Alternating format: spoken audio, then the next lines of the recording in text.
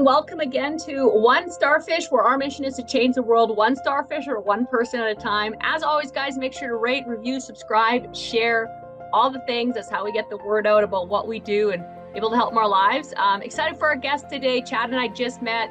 Chad is in Massachusetts. He's been in the mortgage business for 15 years, has a team helping families, really passionate about getting people into homes, which is really cool. He's also a kids book author and writing another book. So he's just diversifying into a bunch of different things, which is really cool. So thanks so much for being on the show, Chad. Thank you, Angela. Good to be here. Awesome. So tell our listeners a little bit about your journey. You said you've done a lot of different stuff and you got into mortgages about 15 years ago, and now we're branching into other stuff. So just give the listeners a little bit of your background and what got you here and where you're going. Sure. Yeah. So kind of accidentally had an opportunity to get into the mortgage business back at the end of 2007 when most people were leaving. Most real estate and mortgage professionals were packing up shop. And so, the opportunity, I'd always appreciated home ownership, always appreciated what I knew the value was, though my parents didn't own a home until, years after I was out. I think I was in my early 20s. Which ironically helped shape me in a lot of great ways, I think. But just to really appreciate the value after moving a number of states, a number of homes, number of schools, I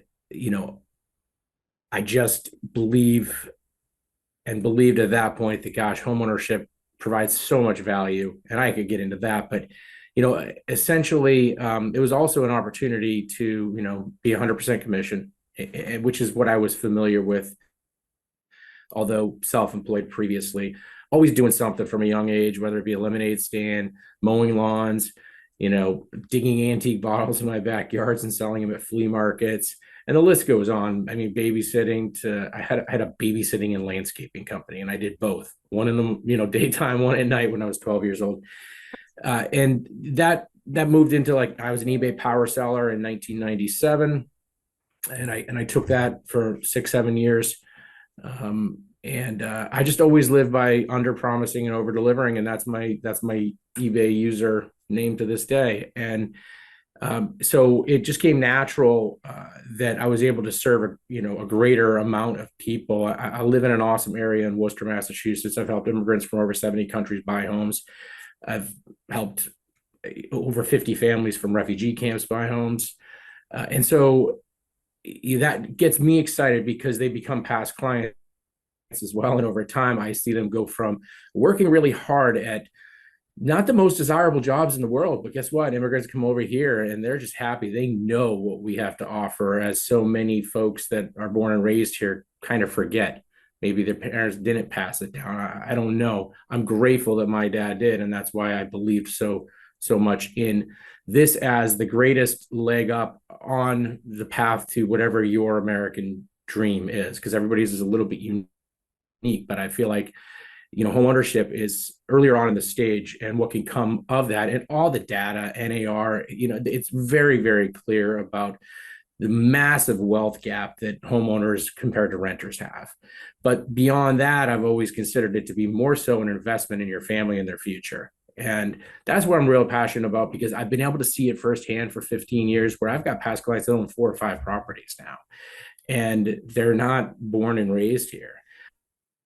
But they just know what opportunity they have. Of course, I help out a lot of people that were born and raised here, but you see a kind of a fire that sometimes with immigrants that you don't see elsewhere. So that's what I'm most passionate about. I went through a big rut in my career 5, 6, 7 years ago before I went into coaching, and really changed my life because I was doing a lot of stuff I did not like, and I wasn't the greatest at too. So I started building a team, and we've built a really awesome team at this point that I'm very grateful, thankful for. Don't take for granted, though, and continue to look to just build more and more so that we can serve more. So I'm licensed in 11 states now. I'm going to get licensed in 16 more by the end of this year. Yes, I wrote a pro America, pro family, pro boy, children's book, My Boy, My Joy. Awesome feedback on that. A lot of the reason for that is as we brand myself and make it clear what I believe, I can do these other little things, or maybe even big things, but they all tie back to what I believe. And so, there's another book, coming out, which I'm real passionate about, Own Your American Dream. That'll be next year. I have another one coming out next week, which is just the ebook for 50 state down payment assistance. And we're just going to basically put that out there for free to the world. And in the vein of what Alex Hormozy or Gary Vee give. And then, if people like what I give, maybe they want to call us up and see what we can do to help them.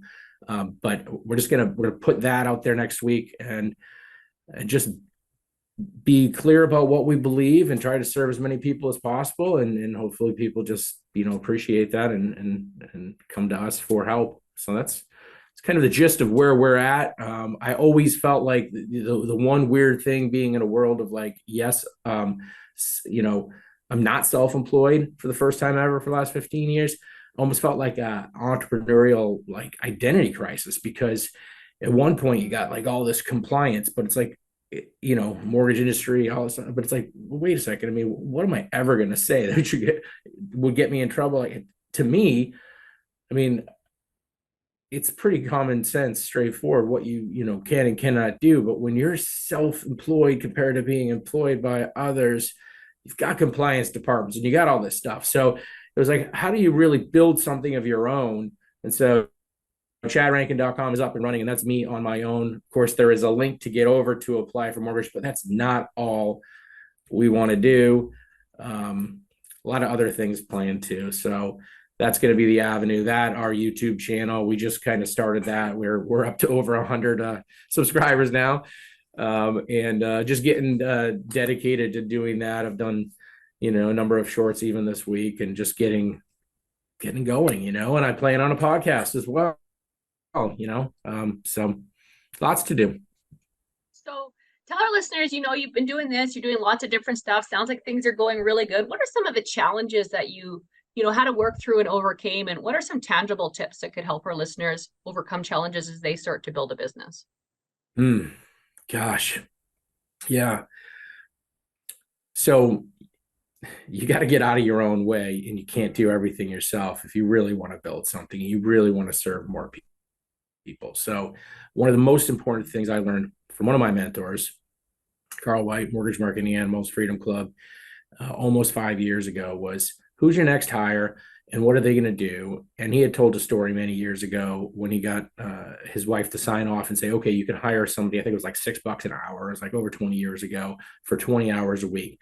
And as long as she's kind of paying for herself, then within a couple of weeks, she was completely more than paying for herself. So then she came on full time, and then who else? Who's the next hire? Who's the next hire? Who's the next hire? Who? And, years ago I read, Who Not How by Dan Sullivan. And then even more recently, Dan Martell's book, Buy Back Your Time, and a lot of books that run the same vein, similar information. But at the end of the day, like, you got to recognize what you're best at doing yourself, the few best things. And that's what I would say to any aspiring entrepreneur, small business person. You got to read a lot. I mean, there's people even in Patrick Bet-David's, not most recent book that's coming out shortly, the last one, Your Next 5 Moves. He's got a list of 52 of his favorite books at the back of the book. Andy Frisella has one on his website, as well, of the best books. I mean, there's tools and of really the best books to read. And we've never had access to such things. Like growing up, I mean, it was like, okay, there's Tony Robbins over there a little bit, and I didn't have the money to pay for him 20 plus years ago. And then there's John Maxwell. My mom got me little cassette tapes back in the day. Like, there was good guys, a few of them that were around. Obviously there was but now with the information age, like it's all there available. And just read. Just make sure to try to read the right books. Yes, read reviews, get the right books advised by the right people, that want to see you succeed, so but what I've done is I've said, what am I best at? Right. It's creating content, it's educating. But you can only do so much of that one-on-one. So I really don't meet with clients that often anymore. Usually I've met with a few this year, and they're just past clients that I'm real friendly with. And I do like to sometimes, but I can only do it so much. So more so is the goal to educate online and through books and so forth. But you can't get there without building a team. And that's can be the most scary thing for anybody that I know that have not yet built a team. So who's that first hire that's going to take the things off that you just really don't like to do, so that you can focus more and even time block, which is like totally foreign to most people, being able to do that to accomplish things. So that would be my initial advice. Who's the next hire or first hire? So when you started hiring and building a team, what were some of the things that that you had for challenges in doing that? Did you get some bad hires, and what did you do with them? And what do you focus on when you're building people and training people? Yeah, my biggest issue was when I started to learn this, I was like, yeah, I buy into this. Like, I do not want to micromanage. I'm the opposite of a lot of people that have a struggle with micromanaging. My problem was I was ready to let go right away. I was like, take it, hopefully you're the right hire, you know, and then come to learn, even through coaching over a couple year period. Okay, I mean, I've got one great employee, one, I think I had some folks that intended well, but they weren't the right fit. And there's a great saying that I've heard before too: the people that help you get to where you are right now aren't necessarily the people that are going to help you get you to where you're going. And I ran into that a lot, and finally realized I was like, these are not the right fit. So I literally had to kind of went on their way. These are life events, and another, way to let go. And then I started to become really good at hiring remotely.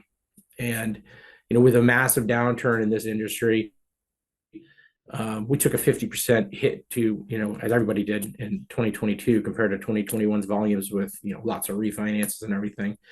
And we're growing again now because I mastered, being able to hire the best people remotely, because now some people have become available. Massive layoffs, people leaving the business, so forth. So I look forward to hiring more actually through the winter as we keep building. But I had a lot of struggles because I let things go and just trusted without, and I've heard a lot of people say this, but, I've heard Ed say this, John Maxwell, inspect what you expect. And I wasn't doing that because I just let it go. So mine is a complete opposite. That was my biggest lesson was, you gotta make sure, that these people really are doing and want to be doing what you need them to be doing. They're the best fit for it. They want to do it. They've got the right spirit. I'm leading the team in a way that they believe in what we're doing in our culture and our core values and so on. And so that was the biggest one. And so things have gotten a lot better since I've got really those right people in place. And then what was the second part to your question there? Yeah, that's pretty much just like, how did you hire? How did you decide? And, what is your, what do you focus on when you're, building people? So, I'll add to that, like what's become very important, especially I've got two amazing ladies in the Philippines now too. And, I've got an employee team member that lives in Georgia. I'm in Massachusetts, another one in Florida, Massachusetts. And so, hiring remotely works to me similarly, whether or not it's in the US or abroad, because, I've got a process now where we're actually, or not even me, one of my team members, very important team member, does the first, interview. And that's after that first Zoom interview. And that's after we have actually gone through a number of questions to weed people out. And then we have more questions after the Zoom interview. And then we have another Zoom interview where I pop on. And for example, for my non-US based, virtual assistants who are both amazing. And one of my questions to them in the hiring process was, what are your thoughts on the United States of America? Face to face, not giving them time to think that out and write it out. I wanted to see truly, what they think, but, because that's important, because if I care about that, I want people to fit. So it's just learning how to interview people as well through this process to get people that say, hey, I'm willing. One of my team members, she gave up 6 of her clients that she worked a certain amount of time for just to come work full time for us.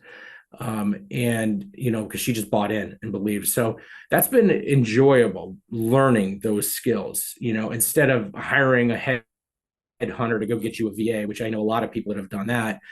And, I wanted this person to just be like, hey, I am part of the Rankin mortgage team. I am part of Chad Rankin, chadrankin.com, what we're doing, and really be a part of my company. So, yeah, that's just some of what we learn. We're learning every day, getting better every day. Mm. Well, that's awesome. So, it sounds like you've, just kind of things are honestly going really good all around. What were some of the, like, on the days you didn't feel like showing up, like, you sound like you were kind of raised entrepreneurs. So you didn't really deal with what a lot of people struggle with, which is people telling them that that's crazy. You didn't deal with not reading. You started out with that really young. So you had a lot of stuff, it sounds like, really young that most people don't have. So what are some things that, you have had to work through, and how do you work on the days you don't feel motivated, or do you feel motivated all the time? No. And actually, even though I knew I was supposed to be reading and all this, I really didn't start until the last few years. And it was, I listened to John Maxwell's cassette tapes. I was really stubborn. I was thick-headed. I see all these kids that are actually doing so much at the age of 25. I'm like, man, I just hit 45, right? And I just finally started to figure some things out. And I read 40 books at least this year. And so, no, I was thick-headed. I think that I believed so much in my own ability to make money that I was really stubborn. And, when things aren't super difficult, like you can make money and you can make a living and do better than a lot of people, it's this weird, how sometimes Ed and Andy will talk about, self-sabotaging yourself. Like if you, are at a certain level, I was there at a certain level where I just didn't dig deeper. And I don't know, as you get older, you realize, hey, I'm going to die someday. And, I got a lot more to do, a lot more to accomplish, a lot more that I feel like God put on my heart to do. And so, I just, a lot of people are way ahead of me, way, way ahead of me, way younger and way ahead. And that's why I say, it's like the information age, anything you want, it's there, it's being given to you for free. It's crazy. And if I had thought that I guess I could have just been reading like everybody else at a younger age. But so no, I'm just grateful that I'm smarter now. But so I'm excited. I still fall into these ruts like anybody does. I still, can go ahead and get, fall into, like, when I'm publishing this book or another one, like, and I got to be in front of a lot of people for the next one here in a few weeks, and this imposter syndrome or whatever. Like I don't know. It took me 15 years to when I can like go back and tell myself, no, wait a second, you have done this, you've helped these people. Like, so I've got to just speak truth, but I can fall into all these things that other people fall into. And so I don't know. I just got to keep speaking truth and saying, no, you've done a What are lot, you've some helped a lot. tangible, like, things that get you out of those moments when you're feeling that way? What do you do? Do you go to work out? Do you just take a nap? Like, what are some tangible things that actually help Chad get out of those situations? Um, Prayer wherever I am, but it also just making sure that I'm speaking truth to my mind. Like I'm just like Self-talk. negating and yes, and rebuking any sort of self-talk. And um it's easier when it's crazy because I think most people struggle with some sort of lack of confidence. And I was never a fake it till you make it. Like we're never really good at that. I think I tried it when I was young, but I just keep telling myself, like, man, I'm like, you've sat back and you've worked hard to serve a lot of people. And you know what? I can be confident in that foundation. Mm. So why not? Why not, you know, do what I feel God's put on my heart to do? That's where the greatest confidence is going to come from. So just keep trying to speak that. I have started working out. So that I enjoy that as well. That is a big kind of game changer for me. Cool. Over the last year and a half or so, I've lost 35 pounds. So I made some good changes. So there is benefit to that for sure. No cold plunges or anything that's that yet. Not yet, not yet. But yeah, 75 hard, phase one. yeah. Mm-hmm. Yeah, that's awesome. So, and where do you feel like, I mean, it sounds like your family is like your parents are really supportive and stuff. Where do you feel associations have played a role in success or failure throughout your life? So my mom is wonderful, loving. She took care of the family, all that. My mom's still with us. My dad passed away unexpectedly 3 years ago with this Christmas Day coming up. But it's my dad that just always said, you can do anything. If that's president of the United States, if that's, whatever my goal growing up on the North Shore of Boston was to help the Red Sox win the first World Series in 80 plus years. That was the goal. But yeah, Didn't do that. with the wrong crowd when I was 13. And so then baseball went on the wayside. But now I get the pleasure of helping my 7-year-old learn baseball, which is just such a joy for me. But yeah, lost track there. What would Associations, how have they helped you, or like how have they helped you be successful, or how have they contributed to times of failure? You said you kind of fell in the wrong crowd at 13. So like what are some of the good things with associations, and what have been some of the negative things, I guess, with associations, and how do you feel they play a role? So back to my dad. One of the most interesting thing is my dad was so super optimistic. He called himself a tunnel view optimist, which is not exactly positive because you can't see in the peripheral. And so he never made any money. He wrote a lot of books. He did an amazing writer. Did a lot of great things, which my brother's actually working to bring to life. And he was friends with some very influential people that really believed in him and his potential and all of that. So many great gifts there, but I also learned, what not to do, but it took me again, being in my 20s, almost following his, just always all going to fall into place. If I just do what I did, money will come. And it's not exactly the way that it works. It can, but that's not the science of running a business. And so, one of the most important books that I ever did read, I think it was probably the only one in my 20s, was E-Myth Revisited when I was 21, 22. But then it took me a long time to get back on path. But so dad was good and bad, but good, really good. Even the negatives that I learned from him, I've been able to recognize them and turn those around. When it comes to just myself, I feel like I always felt like I was going to live forever and that I could, build at any time and get serious at any time and stop doing the stupid things, putting the terrible things into my bodies that I would put into my body for a very long time. And I could always just, turn that around at a different time. And then you end up, coming around just the wrong crowd of people that do not, and I do not have any plans to succeed. Didn't grow up in a loving family like myself. And then you're at the age of, you find yourself at 23, 24, 25, when anybody that you were going to school with is now out and they're actually moving on in their life. And you're sitting here and you're a freaking loser. And so that was, finally just, at the age of 25, I was like, cut ties. And so I kind of started to turn my life around there. And, at the age of, and it wasn't perfect by any means, but at the age of 30, that's when I got into the mortgage business. And that's where, got married a couple of years later. And, I've got awesome stepchildren, 30, 28 year old, 22-year-olds, and then our baby, 7-year-old. And we had a baby girl that passed away, but she was a few years older than my 7-year-old. She would be.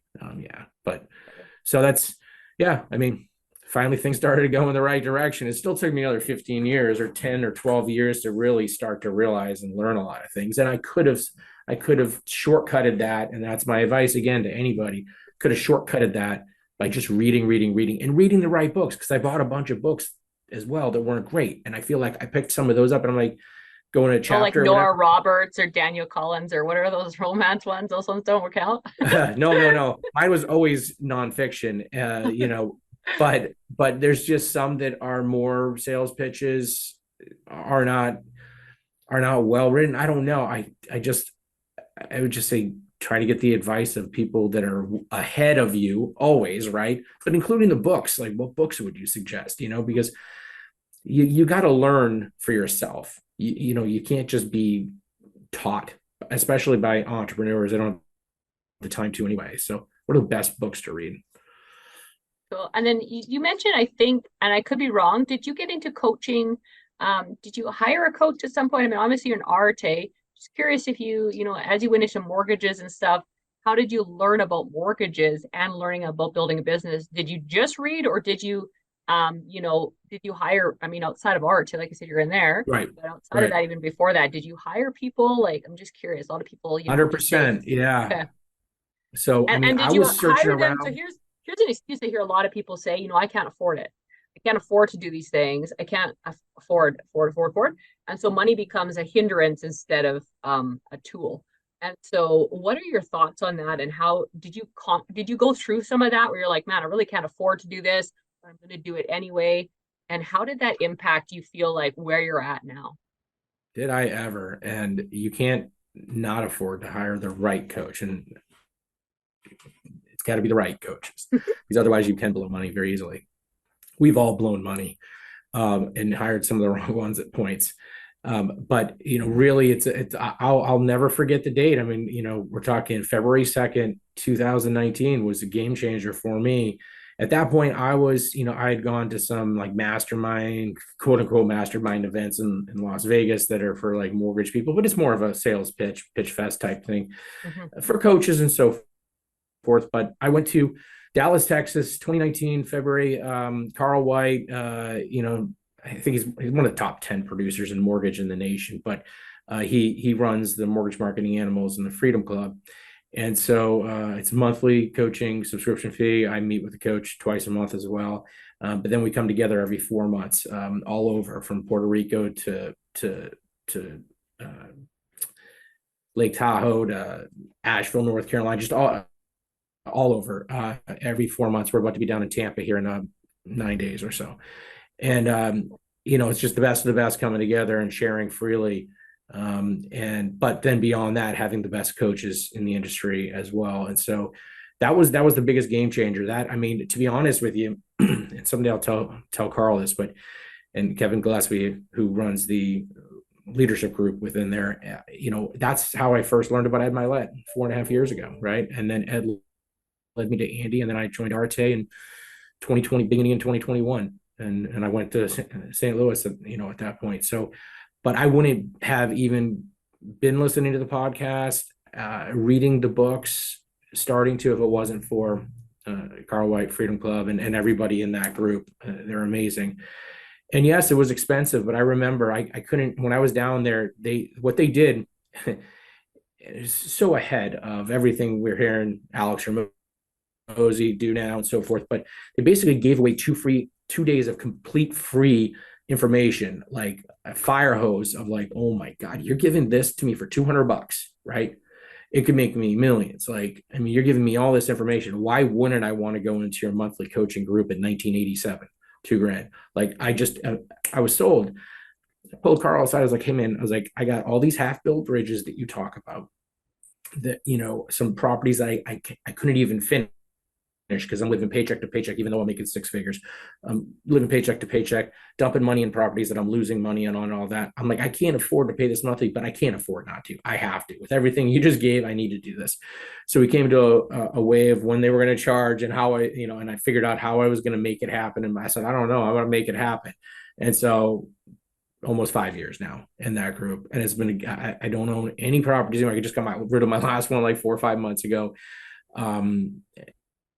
And just have now started to complete and finish things, and that's the most exciting thing, is narrowing down what I'm doing, when I'm doing it, and then actually starting it and completing it. That was one of my biggest difficulties prior to coaching, was creatively starting things but not finalizing them. So Very game cool. changer with the right people. Game changer. Yeah, very cool. So coaching is very important. And wrapping up, we always ask 3 final questions and then anything that we didn't touch on that you think we should leave with our listeners. So first and final question is, if someone's looking for their purpose, what's one sentence you would say that could help them find it? What are you most passionate about? I feel like I really believe, like, if you focused on that, you're going to figure out. I believe that one of the biggest struggles for me was, like, I always wanted to kind of do things in my own power, I think. Whereas, I believe that God put things on our heart or calls us to do things. And man, it's a lot easier if you just let him lead. And that's my personal, but it's in your heart, regardless of what your faith is. It's in your heart of what you are passionate about doing. And I would just hone in on that. Love it. There's a way to make money and to make a living. Love it. Second question. What's a favorite quote of yours and why? Sure, you have more than one, but what comes to mind and why? Yeah. I don't know. Just one the other day. What was it? Never did calm seas make a great sailor, or something to that effect. And that's just the kind of the world that we're in right now. And I know a number of presidents have used that previously. But, like, the stormy environment that we're in right now, in real estate and mortgage, never did make a expert sailor.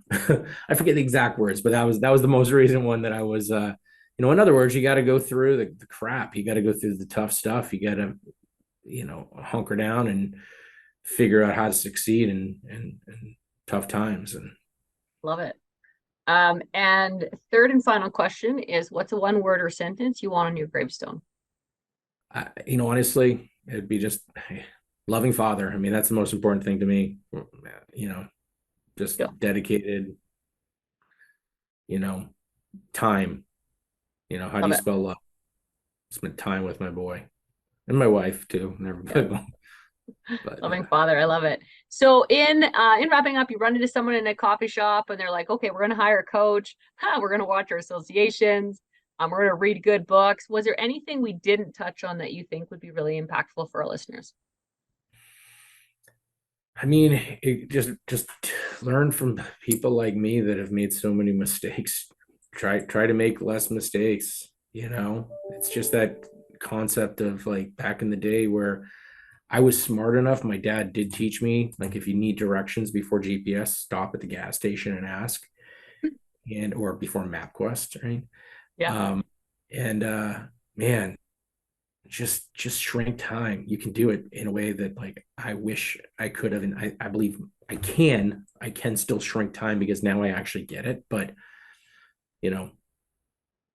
just learn from others, watch others, learn from their mistakes, read. Love it. Very cool. Guys, make sure to rate, review, subscribe. We'll have all the information for Chad in the show notes. So reach out to him if you do have any mortgage questions or anything to do with what we talked about on the podcast, for sure. And let's go out there. Let's go change one starfish or one person at a time. If we can change one starfish or one person at a time together, we can change the world. Thanks so much, Chad. Thank you, Angela.